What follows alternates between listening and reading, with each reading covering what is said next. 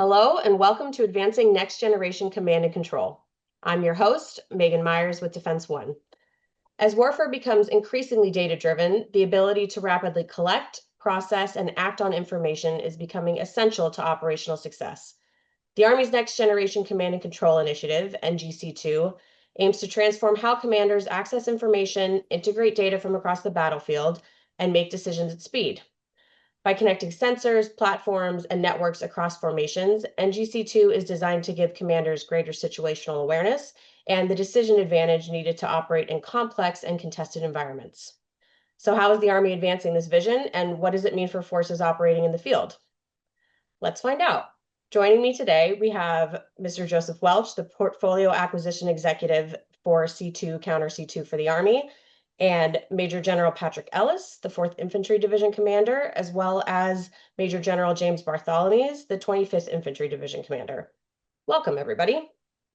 So to start us off, I just want to go down the line with everyone and have you introduce yourselves and tell us a bit about how your roles are part of this NGC2 development process. Yeah, Megan, I'm glad to kick off.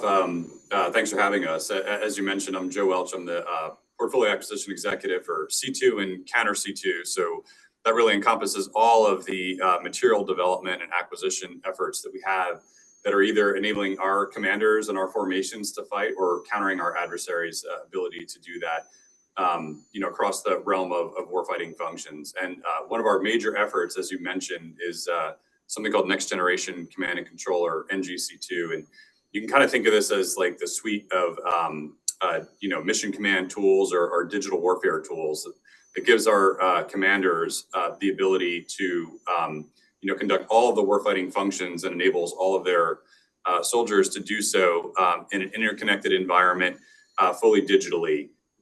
If you think kind of the capability that you've got in your phone or your tablet, the different apps you have on there, and the way that they're sort of specialized for certain functions, but all can seamlessly share information. You can seamlessly operate over a range of different networks as you kind of travel around, go into your house, through an airport, on a plane, driving around. That's essentially the kind of experience, the digitally connected experience that we're aiming to provide to our troops through the Next Gen C2 program. Wonderful. General Bartholomees? Yeah, hi, I'm Major General Jay Bartholomees, the 25th Infantry Division Commander in Hawaii and focused in the Pacific specifically. We're a division that's been transforming as a transformation contact brigade specifically. We transformed our division with new vehicles, new weapon systems, the 1st Division of the Army to field the HIMARS into our division artillery. And we've been fortunate to gain a host of drones, UAVs, as well as electronic warfare capabilities to test and experiment for the Army. And so the Next Generation Command and Control actually it helps us to enable to pull in these new sensors, to pull this all together into a data architecture that will help us to see, sense, and strike faster. And so really flight following behind the 4th Infantry Division in their efforts with Next Generation C2. We've been watching and learning. We started originally with a C2 fixed platform, predominantly relying upon Pelio architecture that helps us to communicate outward, our transport layer. And we are using that to develop into how we communicate with our light fighters on the ground who are relying upon our tactical application awareness kits, TAC devices. So those connections are really what are driving our Next Generation C2 to see, sense, and strike faster. Thank you. All right, and General Ellis joining us from the back of a striker. That's right. Thanks, Megan. It's good. Yeah, Major General Pat Ellis. I'm in the back of a striker here at the 4th Infantry Division in Fort Carson, Colorado. Real excited to talk to you today about kind of what we've been working on and where we're going. As Jay said, we're both on a similar path here as we build out Next Generation Command and Control. This is the prototype division. He's the other prototype division, but this is one of the prototype divisions for the United States Army on this new capability. The approach the Army took here at the 4th Infantry Division was a whole stack approach. So we didn't just focus on transport. It's not just about the Starlink that may be attached to this vehicle. It's not just about the communications gear behind me, but it's the whole stack approach. So We worked really hard to work on the transport problem to move the ones and zeros, which to me feels like a very solvable problem. We can move data around the battlefield pretty well. The bigger challenge now is how do you get that into a coherent data layer? So you run it through some integration. So all those sensors you talked about at the beginning, all these different tools we have in the Army is getting all of that data into one place. The prime directive here at the 4th Infantry Division is if you bring data to the fight, it has to go through that into a common data layer that everybody can access. If that red dot, that enemy icon on the map exists in one place, and that's in the data layer, and then everyone can interact with that. In the past, we had stovepipe systems based on what I would call warfighting functions, where it was the fires team had their own systems, that a box that talked to a box that talked to another box, and then nobody outside of that chain could see that. We're breaking that wide open now to get all of that data into one place. And then what we're finding is we can build an app-based experience on top of that, where there's applications that we can pull on and pull off depending on what we like or what we don't like, what soldiers want, what soldiers don't want. We can make those adaptations for them to use that same data. As Mr. Welch said at the beginning, it's a lot more like bringing the modern computing experience to the warfighter on the ground, as opposed to what we've kind of done in the past, which is all of this high-tech equipment. Soldiers roll through the front gate and they basically regress back into 1995 and the technology that we had in the Army back then. So we're excited to be on the front end of this. We're excited to kind of drive this along, and I look forward to your questions. Fantastic. Well, that sets me up well for my first question, which is kind of taking things back a little bit, talking about kind of the history of the Army developing these C2 programs to go along with whatever sort of capability that they're working on, and why it was that every time a new program came online, it also came with its own command and control, and not necessarily one that could talk to anybody else's command and control, and how that got so far away from the Army, and how the Army is kind of reining that all back in to make everything interoperable, for once. So it's probably best a question for Mr. Welch to start. Sure, Meg. Yeah, I'm glad to start. I mean, General Ellis, yeah, he's got the time peg about right? You know, mid to late 90s. That's when we first digitized the Army, ironically, at the 4th Infantry Division. You know, so when you consider where the state of tech was at the time, right, that's the beginning of sort of the proliferation of the internet. People started carrying cell phones around. And, you know, the Army was really getting in on the ground floor, you know, with that capability. So we really did start in a similar place. There became a pretty massive divergence over the, you know, ensuing decades since then. You know, I think this ties in really well to what the department and the Army are doing right now with regard to acquisition reform, because we started looking at, you know, are these technology problems? They're not. I mean, look around, you know, the technology that you interact with in your daily life, the technology that our soldiers interact with, to General Ellis's point, in their daily lives, up until the time they come onto post or leave. And it's really not about not having the right technology. It's about how we go after doing it. You know, really, there's a lot of kind of things you could look at as reasons why we ended up with those stovepipe systems the way we did. It was really just a failure to adapt to the way that the commercial industry was doing. Within the Army, you know, we have our own system of determining what our requirements are, and then aligning resources against those requirements, and then identifying a project manager to go and run that program, and then identifying a contracting official to let contracts out to do the work. And this whole process plays out over a very long period of time, and it's very organization centric. So, you know, when you talk about these warfighting functions or applications, you know, we have a fire center of excellence, we have a cyber center of excellence, we have a mission command center of excellence, we have sustainment, et cetera. And so these community, very well intentioned, they're kind of the masters of their craft, but our process was enabling them to, you know, no one really intended for it to look this different, but I think the process just, you know, you look at what comes out the other end, all the stovepipe systems, it's because that's how we were choosing to build it. That's how our requirements processes worked and things like that. So really the biggest thing we did with Next Gen C2 is starting at the very beginning, how we determined our requirements. And we didn't do it in a series of 50 to 100 page documents that came from all different parts of the Army, depending on the particular app, if you will, that they wanted. We started with a 4-page problem statement to industry saying, this is broadly what the Army is looking to achieve. We called it a characteristic of needs statement.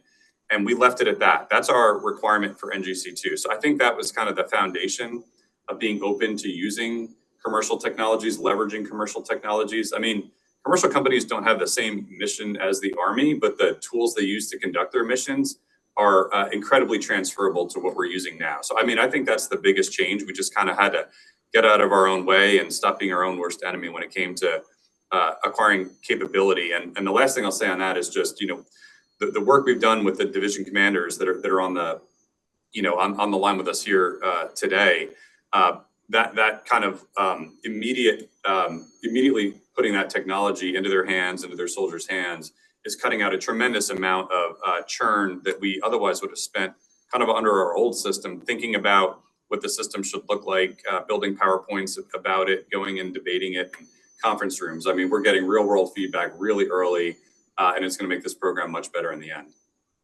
Right. So NGC2 is not just like a new way of developing software for the Army. You're also using new business practices to be able to do it. It's not unusual for there to be more than one vendor sort of competing to develop something, but the way that NGC2 is being developed is that the vendors are working together, and they're not necessarily competing for one contract at the end of it. No one's going to own it at the end. So how have you integrated some of that new contracting and acquisition philosophy into the development of NGC2? Yeah, it's a good question, and I definitely like my teammates to be able to address how they're seeing that, you know, kind of on the ground. But the ingredients that we started with was, yeah, this was not a winner take all effort. We did start with the concept of an industry team lead. So this is sort of a full partner with the Army and with our acquisition, you know, experts in terms of the ownership of the full experience, right? Yes, the apps and everything that most of our soldiers interact with, but also the devices that they're using, the networks they're using, the infrastructure that supports all of that. And we have a very flexible model of companies coming in, showing us what they have, demonstrating their understanding of our problem sets, which we've tried to be very transparent and communicate very frequently. And then really encouraging them to self-team, to identify what makes their company especially suited to solving our problems, and having them look to their left and right and see, you know, what other companies are around that they can team with and provide us a better product. Incentivizing them to do that, I think, has been a big change. But I'll turn it over to my teammates to talk about how that's kind of playing out in practice out at Fort Carson and at Schofield Barracks. Sure, I'll jump in first. Thanks, Mr. Welch. Megan, what I think is interesting is it's playing out exactly the way Mr. Welch just described. There is, you know, there was a team lead designated. There was, I think, when we started this, you know, around this time last year at Project Capstone Convergence #5, around this time last year, there were, I think, about 8 different companies that were on it. Today, there's a room not that far from where I'm sitting, where I think there's probably 20 or 30 different companies and vendors, some of whom have self-organized around the problem. In a couple of actual cases, and I don't want to name the specific vendors, but you know, for airspace, we had an airspace management problem, and our software was old and a little bit dated and not doing what we needed to do. 4 different industry partners who each had a different core competency brought their team together and self-formed into that team and are working with us with feedback from the soldiers here at the 4th Infantry Division to build out that capability. That I don't think would have happened several years ago. I think it's a great example of how what Mr. Welch talked about is self-organizing around a problem, working with the customer who's going to use it every day. We're able to go a lot faster than we would have been in the past. And it's not with us here. It's not a soldier touch point, Megan. We've been doing this with those same partners since September. So it's not a, hey, let's go work with you for 2 weeks, learn a few things and walk away. We're invested in this because we're going to continue to use it. This July, we're going to go to the National Training Center and validate the prototype for the Army. And then after that, we're going to keep running on the same problem set through fiscal year 27. Over. Yeah, and just to follow on, we're seeing the very same results here as described by Joe and Pat. This is a collaboration of industry that genuinely wants to help us solve our problems. And I think where we previously saw not necessarily competition, but stovepiping within programs that were had proprietary management, we're seeing collaboration to get around a tactical problem to give us a credible solution. And the iteration in the field that Pat's demonstrating right now for the back of the Striker is the same that we're doing for our Lightning Surge series with a series of training events. Our last was our division artillery gunnery tables. So we have forward observers with sensors and capability, with industry supporting everything from the sensor all the way forward and how to integrate data coming back to the formation of our data layer, which is also fundamental for what we're doing. And many of these companies are working with one another together with Joe Welch's team because the collaboration and what we're learning through the Ivy Sting series and the Lightning Surge is where a lot of this power comes into play. And then we're taking that same capability and what we've experimented with, and we're deploying it all into the Philippines as part of Operation Pathways or upcoming exercises in support of our Philippine allies. And our division will be there through the spring and the summer, experimenting with a series of iterations over time. So we're benefiting tremendously from this. And where we're also seeing it are the companies that are coming online. There are so many companies that are making drones, that are making EW sensors and others. By helping them understand how to format the data come in, we've created a data model essentially that gets into our data layer so that everybody has an understanding of how they enter in their system, because we got to democratize these systems because there's so much available information that can be used for targeting that needs to be pulled in. And I think that's a lot of the transformation that the Army is doing from electronic warfare to drones and counter drones. It harmonizes very well with the next gen C2 efforts. So I also want to talk about how this is not just a new way for the Army to develop software. It's not just a new way for the Army to build a contract for a program like this. It's also a new way for the Army to test it. Rather than the Army making this software program and then handing it to soldiers and saying like, all right, here you go, it's done. You guys are taking it out into the field, kind of the bones of it, and giving feedback about what you need it to do, what's not working, what's working well, and handing a wish list to these companies of things that would make this better so that once it goes to the entire Army, it's up to date, it's relevant, and it's already been tested by soldiers. So I wanted to ask each of you generals how that's going. So Megan, I'll go first. I'll tell you, it's not even that we're handing a list of things back to industry. That's not how it's even working anymore. What's really happening is the industry partners are with the soldiers out at the firing points, back here in the planning bays, and they're having conversations. And what we're finding is a lot of times the industry partners are going home and fixing the code in almost real time. I had a Sergeant First Class say the other day, this is the first time I've ever felt heard when it came to a piece of Army software. He'd been fighting with the Army Field Artillery Target Data System, the FATADS box. He'd been fighting with that throughout his career. Now he's a Sergeant First Class, and his comment was, I feel a personal obligation to get this right because the Army is allowing me to interact with the person who's actually building it, and they're making the changes that I'm asking about.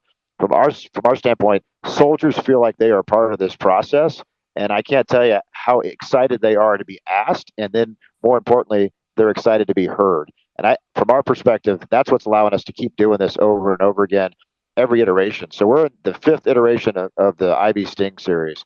Essentially every other month, we're running a major exercise where we started small and it's grown and grown and grown to what it is today, which is the division headquarters, the artillery, the brigade headquarters, 2 brigade headquarters, and a bunch of the down trace battalions and soldiers are in the field using the technology. And what's happening is we're iterating with industry.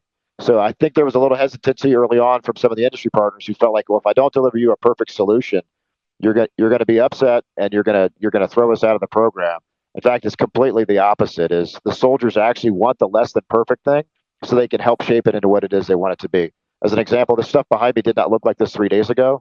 We were getting pretty frustrated with the amount of wires and things that were, the seats were banging into stuff, and we came back and said, look, we can't do this. Let's make some changes here.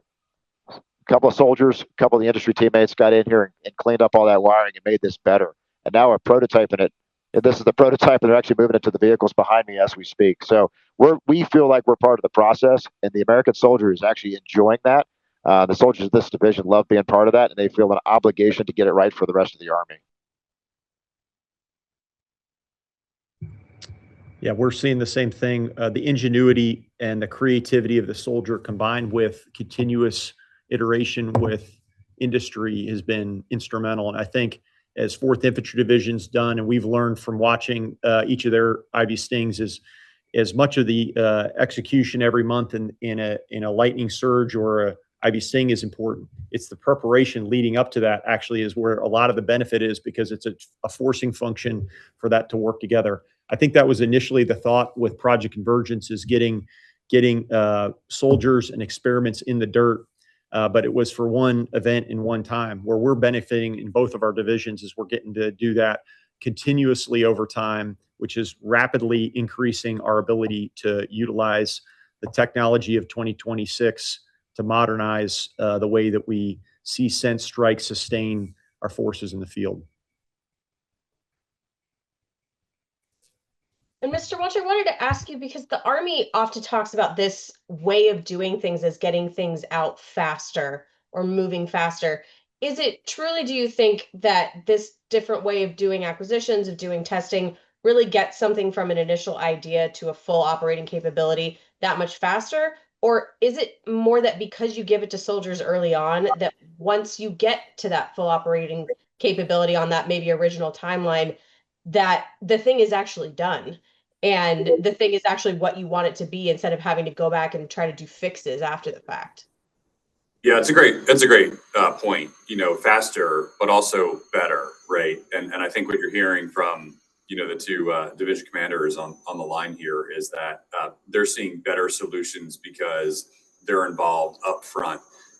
Whereas previously, as we described, you talked about testing, right? Before we'd even provide equipment to a unit for them to start operating, right? Generally, there's a whole test regime that's already been run through.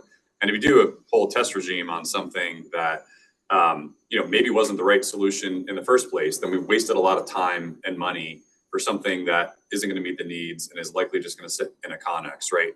And then we're wasting money. So all of those things together, right? Like money, time, and the quality of the equipment, the fact that it can actually be used and the soldiers will want to use it, and that it does make their jobs easier, is absolutely what this is all about. So I agree. It's more than just fast as a dimension.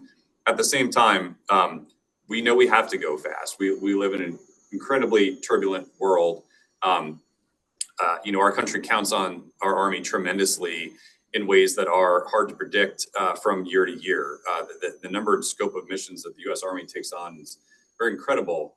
And we obviously can't foresee where our units may need to be engaged anywhere across the world in any matter of operation. So there's a huge sense of urgency in the speed in order to enable all of our formations with this capability. We are spending some deliberate time with the two prototype divisions at 4th ID and 25th ID.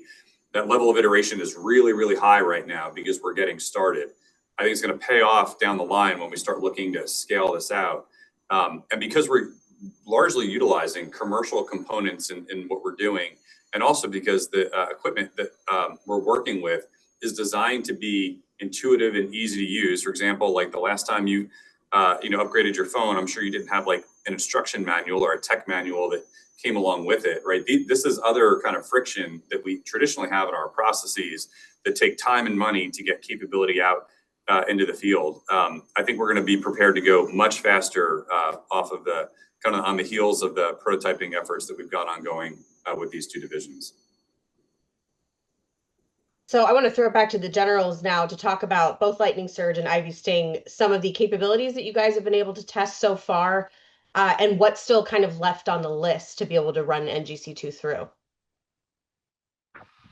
So I guess I'll go first again, Megan. A couple things that we've started with, right? We started back in September with the Ivy Sting 1, and really the first thing, it was a very small piece of the architecture. We essentially had one edge node. We had a new piece of code that was designed to replace the FATAD system. It's called AXS, the Artillery Exchange Suite. It's a new way to shoot rounds. It wasn't perfect, and we used the software on our 777. It was certainly safe, but it only did one round, one charge, a very foundational use case for that particular bit of code.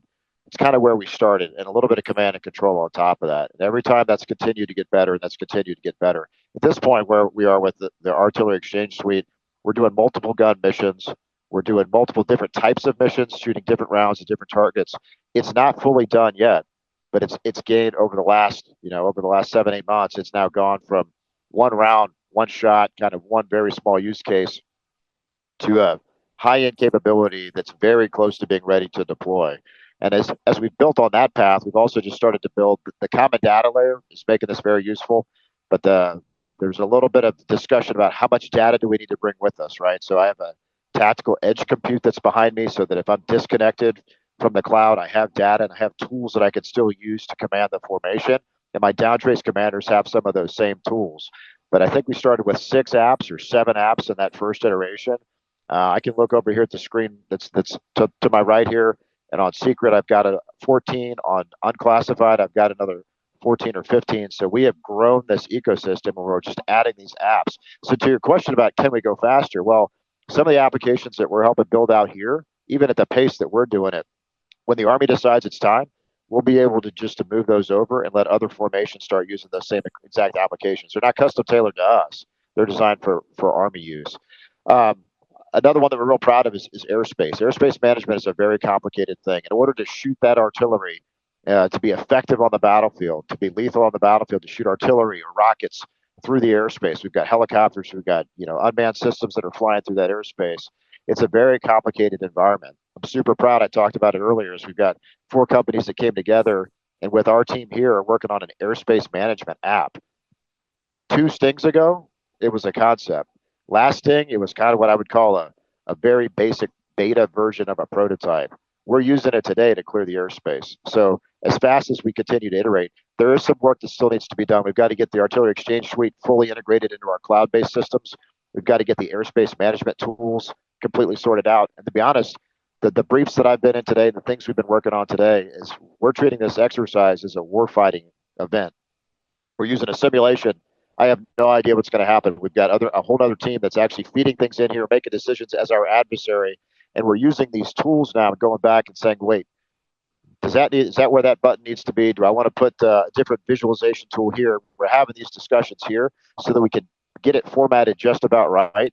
That's the work that we're going to carry forward when we go to Project Capstone Convergence 6, which I'm real excited about. We're going to take almost all of this division that's here. We're going to take them down to the National Training Center, and we're going to fight this. We're not going down there for an exercise or for a bunch of experimentation.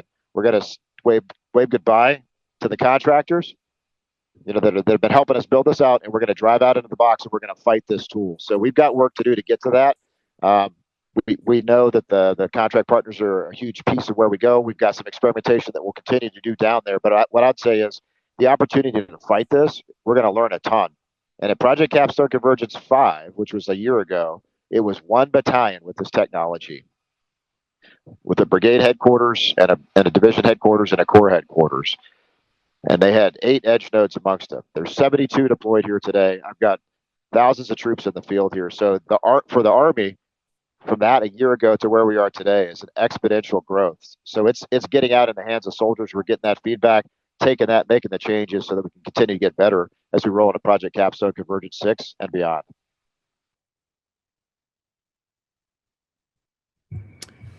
Yeah, in terms of developments that we've seen through our Lightning Surge series, the big problem that we saw as a C2 Fix organization that's common, similar, but not exactly the same as many of the light infantry divisions in the Army, the 101st, 82nd Airborne Division, 10th Mountain Division.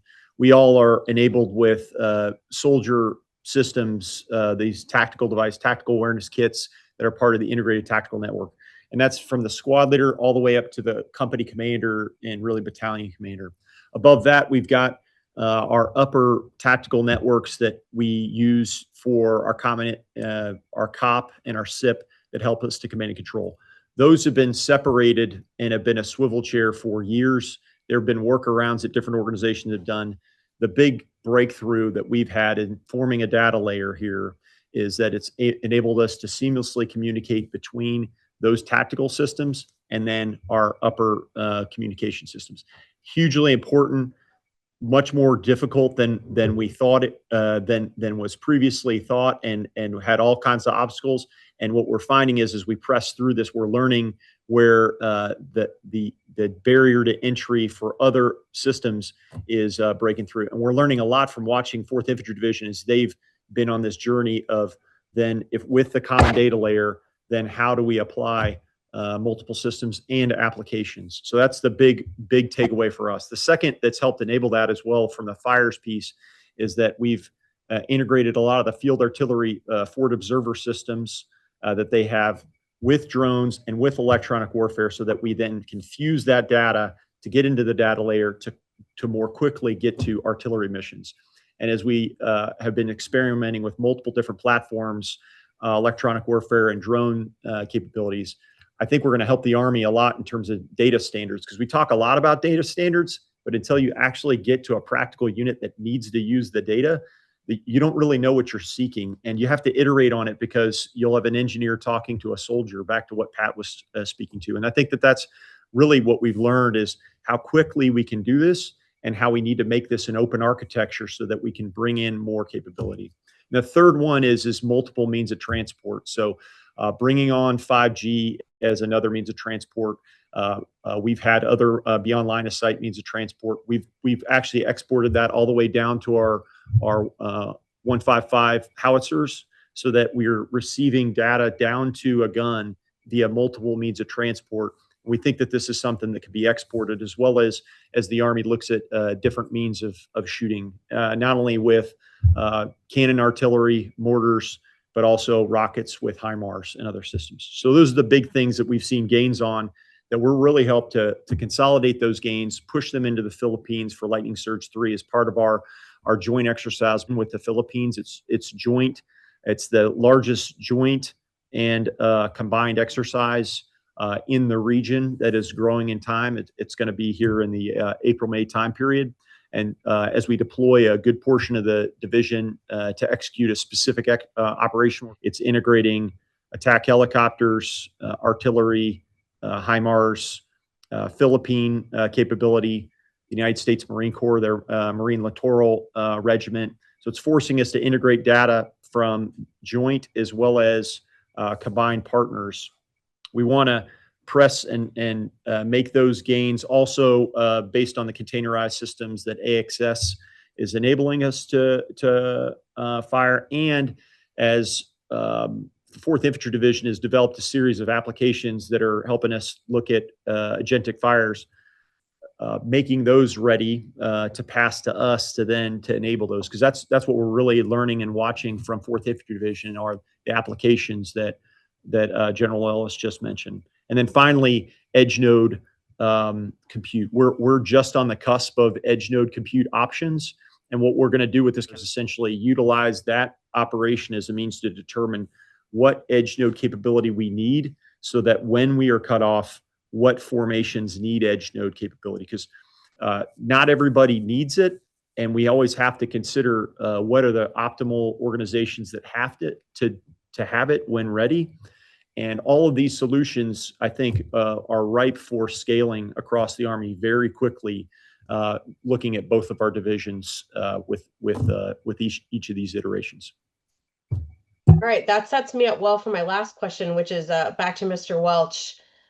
When you're working on a program like this that's kind of open-ended and that is going to be constantly updated with, the best things that industry has to offer, when do you say that it's done? When is it good enough that you can start handing it out to other divisions to use in their training and perhaps even operationally?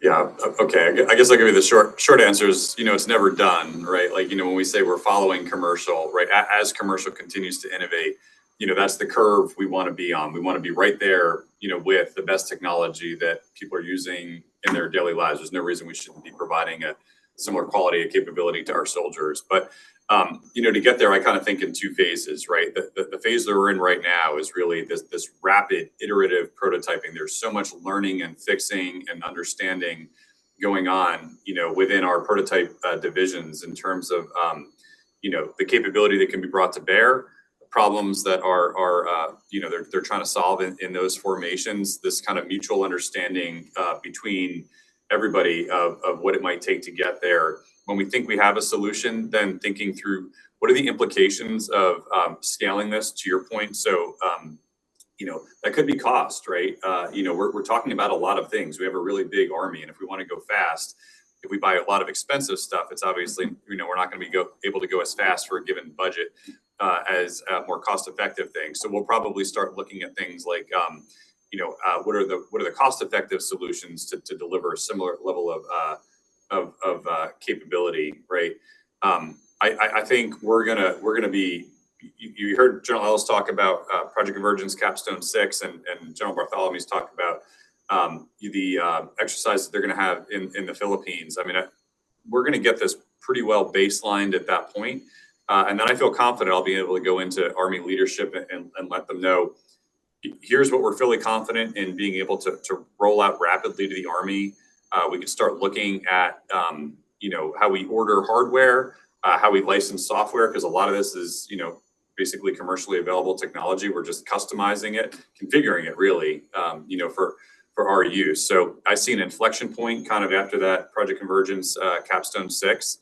And then the phase that we enter there is kind of retiring the tech debt that we've accumulated for all those stovepipe systems that we were talking about earlier across the Army, right? Across our active component, on our Guard and Reserve components. So we got to wipe that all out as fast as we can once we're confident in our solutions.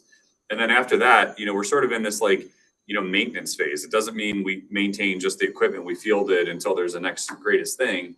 It's just like you do with your own commercial capability that you have in your life, right? There's a natural tech refresh cycle, to your phone, tablet, TV, right? I mean, all the, tech that you interact with, some of it lasts longer than others, but there's a natural cycle to it. There's generations of new equipment that is really driven by a commercial market.